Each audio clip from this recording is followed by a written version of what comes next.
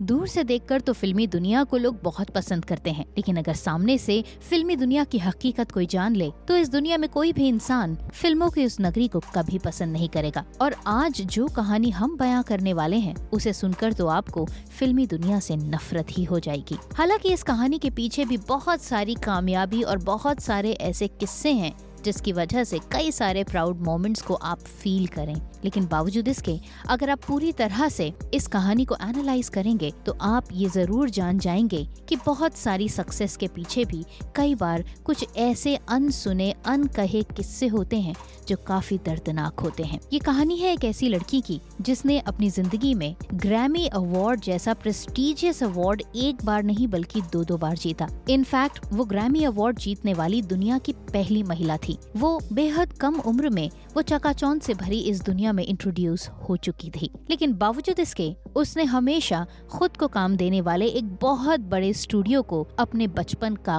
कातिल बताया। ये एक ऐसी एक्ट्रेस थी जो न सिर्फ काफी खूबसूरत और मशहूर थी, बल्कि इनके नाम के परफ्यूम के बारे में न सिर्फ आपने सुना होगा, शायद इस्तेमाल भी किया होगा। और ये एक्ट्रेस कोई और नहीं बल्कि थी हॉलीवुड की जानी मानी actress Judy Garland. Judy Garland एक ऐसी मल्टी टैलेंटेड पर्सनालिटी थी जो न सिर्फ एक्टिंग बल्कि गाने में भी काफी माहिर थी। वो बात और है कि जूडी को खुद अपनी खूबसूरती पर डाउट था। जूडी ने अपनी जिंदगी में कामयाबी, नाम, शोहरत, पैसा सब कुछ कमाया, लेकिन उसके बदले में उसने कुर्बानी दी अपने बचपन और अपनी आजादी की। कम उम्र में फिल्मों में आई जूडी को सेट पर जगाए रखने के लिए हेवी ड्रग्स के डोज दिए जाते थे जो सालों बाद उनके लिए एडिक्शन बन गए और फिर उनकी मौत का कारण। अपनी जिंदगी में जूडी ने बहुत कुछ कमाया, लेकिन अपने अंत समय में जूडी की वो हालत हो गई जो किसी के लिए भी एक बहुत बड़ा सवाल था। जूडी गार्लैंड हॉलीवुड की एक ऐसी स्टार थी जिनकी मौत के बाद उनकी जिंदगी पर 32 अलग अलग बायोग्राफीज लिखी गईं। उनकी कहानी पर बेस्ड 11 बायोपिक फिल्म्स और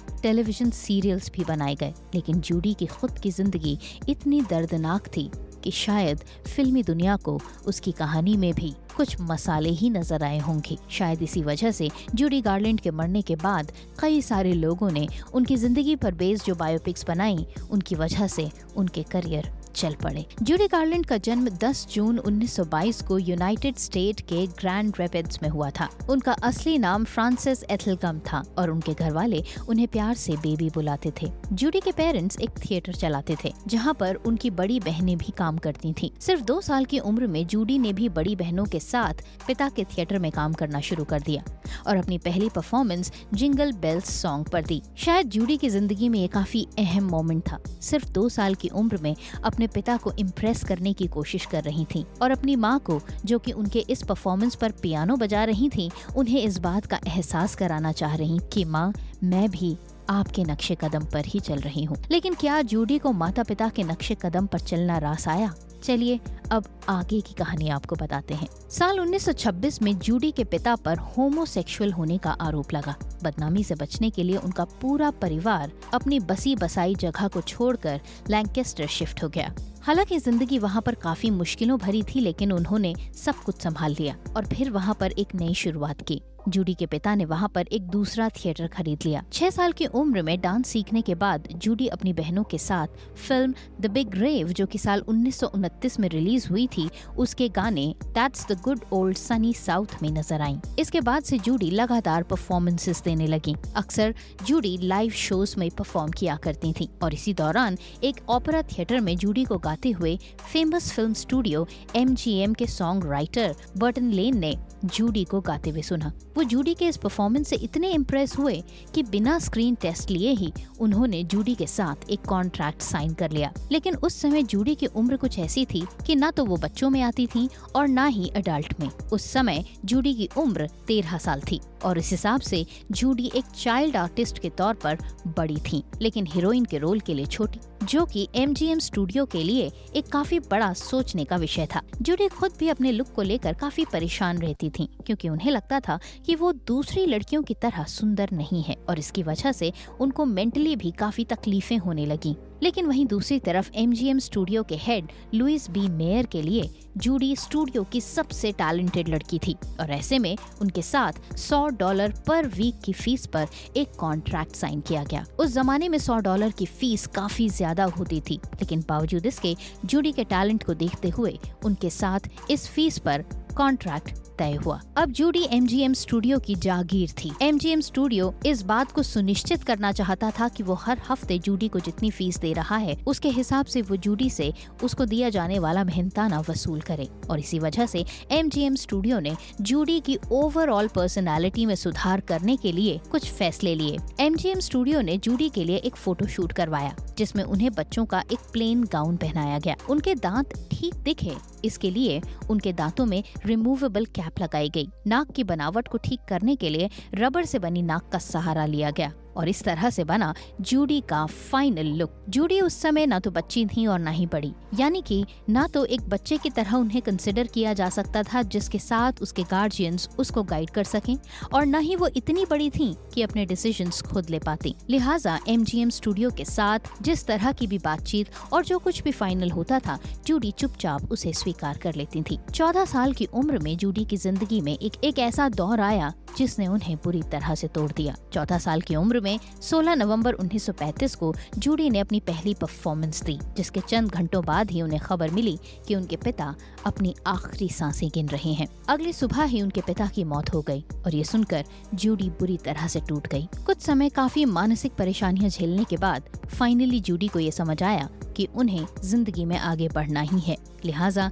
जूडी ने कई कॉन्सर्ट्स में गाना जारी रखा और फिर उन्हें फिल्म एवरी संडे, जो कि साल 1936 में रिलीज हुई, उसके लिए साइन कर लिया गया। ये वो दौर था जब जूडी 360 डिग्री काम कर रही थी, यानी कि म्यूजिक के साथ साथ एक्टिंग के फील्ड में भी जूडी का करियर काफी बेहतरीन चल रहा था। साल 1939 की फिल्म विज़ार्ड ऑफ ओज में उन्हें उनके बेहतरीन परफॉर्मेंस के लिए ऑस्कर अवार्ड से सम्मानित किया गया और ये ऑस्कर अवार्ड उन्हें अकेडमी जुवेनाइल अवार्ड के तौर पर दिया गया, क्योंकि उस समय वो 16 साल की थी, लेकिन उन्हें फिल्म में यंग दिखाया जाना था। हालांकि इस फिल्म के जरिए उन्हें वर्ल्ड वाइड रिकॉग्निशन मिली, लेकिन इस रिकॉग्निशन ने उन्हें अंदर से काफी हिला दिया था, क्योंकि जूडी खुद 16 साल की थी और वो फिल्म में एक यंग कैरेक्टर प्ले कर रही थी और उस दौरान उन्हें शायद कुछ पर्सनालिटी से रिलेटेड इश्यूज भी सामने आए। 16 साल की जूडी को एक बच्चे के तौर पर परफॉर्मेंस देनी थी और ये स्टूडियो के लिए भी काफी बड़ा चैलेंज था कि जूडी अपनी उम्र से काफी कम दिखाई दी। लिहाजा स्टूडियो ने कई सारी ऐसी तरकीबें निकाली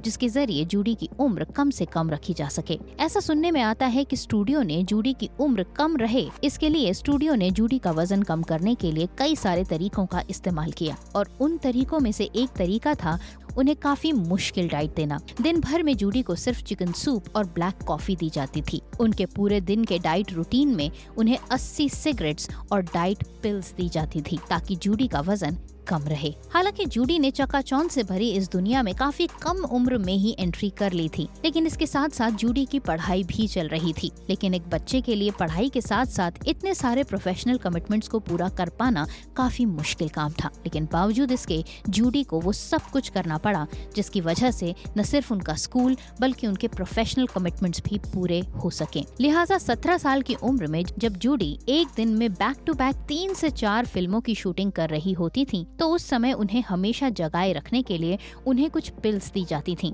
जिससे उन्हें शूट के बीच में नींद न आए। और कई बार ऐसा भी होता था कि शूटिंग खत्म होने के साथ ही उनको तुरंत नींद आ सके, इसके लिए भी उन्हें नींद की दवाइयां दी जाती थी। 17 साल की उम्र में जूडी को नींद की गोलियों की लत लग चुकी थी। कई बार तो ऐसा भी हुआ कि जब जूडी सुबह 5 बजे शूटिंग खत्म करके बिना सोए ही स्कूल चली गयी। शायद यही कारण था कि जूडी ने MGM स्टूडियो को अपने बचपन का हत्यारा कहा। एक इंटरव्यू में जूडी ने MGM स्टूडियो को अपना बचपन छीन लेने का आरोप लगाया। जूडी की बायोग्राफी लिखने वाले गेराल्ड क्लार्क के अनुसार टीनेज में उन्हें कई बार सेक्सुअल हैरेसमेंट का सामना भी करना पड़ा। उनके सेट पर अक्सर सेक्स की डिमांड की जाती थी, जिससे उनकी मेंटल हेल्थ पर काफी बुरा असर पड़ने लगा था। बायोग्राफी के मुताबिक MGM स्टूडियो के हेड लुइस बी मेयर भी एक बार उन्हें बीच सिंगिंग परफॉर्मेंस से अपने ऑफिस ले आए और उन्हें आपत्तिजनक तरीके से छूने लगे।